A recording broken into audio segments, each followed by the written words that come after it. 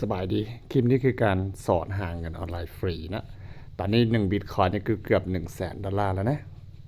ข้าพเจ้าก็ได้โพสต์คลิปก่อนไปหน้านี้นะว่าหาเงินฟรีเนี่ยได้3 ล้านกีบก็ได้จริงนะฉะนั้นใครที่สนใจอยากจะมาเล่นตัวนี้เนี่ย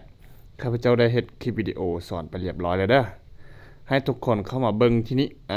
นี่ก็จะเป็นวิดีโอที่ข้าพเจ้าสอนไปเรียบร้อยแล้วก็เป็นวิดีโอที่เอาลิงก์มาไว้ทางหน้าจอสามารถกดแตะเข้าไปโดยไม่จำเป็นต้องกดแอปนะข้าพเจ้าสอนไปเรียบร้อยฉะนั้นผู้ใดที่สนใจนะอยากจะเล่นอยู่ในแอปตัวนี้หรือว่าอยากจะเล่นอยู่ในเว็บตัวนี้เนี่ยก็สามารถมาเล่นได้เลยนะสามารถมาเล่นได้ฟรีนะแต่ในการหาเงินออนไลน์ฟรีเนี่ยข้าพเจ้าแนะนำให้ทุกคนว่าจะได้ใช้เวลานะใช้เวลาบ่แม่นใช้เวลาน้อยนึงใช้เวลาหลายนะใช้เวลาหลายนะแต่3-4เว็บที่ข้าพเจ้าให้เนี่ยเป็นเว็บที่จ่ายดีแล้วก็จ่ายจริงขอเพียงแต่ลิ้นได้ก็จะถอนได้จริงนะขอเพียงแต่ลิ้นได้ถอนได้จริงนะส่วนใครที่คิดว่าบ่จ่ายข้าพเจ้ามีคำตอบอยู่นี่ก็คือจ่ายจริง 100% นะแต่ว่าขอให้ลิ้นให้ได้ก่อนนะใครที่สนใจจะลิ้นเนี่ยเพียงแต่สมัครง่ายๆกดลิงก์สมัครหรือว่าข้าพเจ้ามีคลิปวิดีโอที่สอนเรียบร้อยละนะนี่ก็จะเป็นบอกว่าเป็นวิดีโอนะวิดีโอสอนหาเงินออนไลน์ฟรีนะเป็นคลิปที่สอนละเอียดเกือบ 4-5 เว็บนะเกือบ 3-4 เว็บตัวนี้เรียบร้อยแล้วให้แต่ละคนเข้ามาเบิ่งนะใครสนใจก็สามารถมาเบิ่งที่ Facebook นะ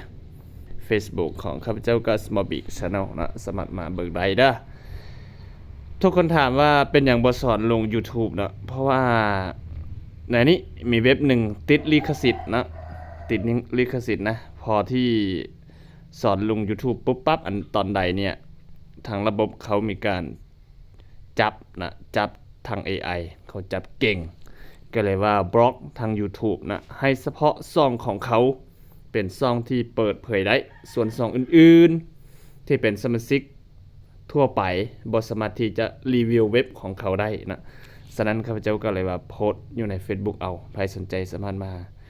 ที่ Facebook Smallbig Channel นะแล้วก็มาเบิ่งวิธีการลิงก์ก็จะอยู่นี่ให้กดเข้าไปนะกดเข้าไป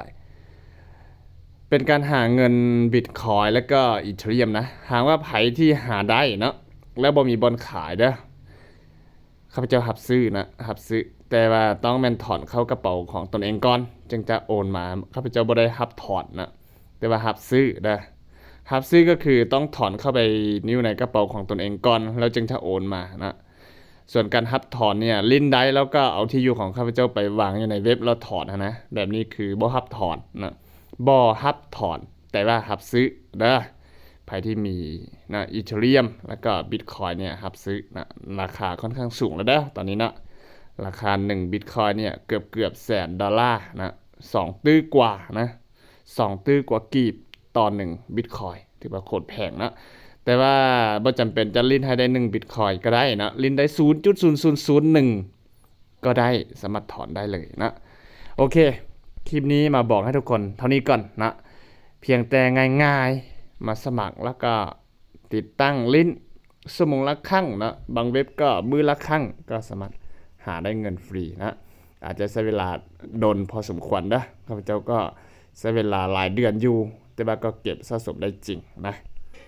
โอเคหวังว่าคลิปนี้อาจจะเป็นประโยชน์ให้ผู้ที่หาเงินออนไลน์มือใหม่ได้ลองประสบการณ์ว่าลิ้นได้จ่ายจริงแน่นอนอย่าลืมกดติดตามด้วยนะ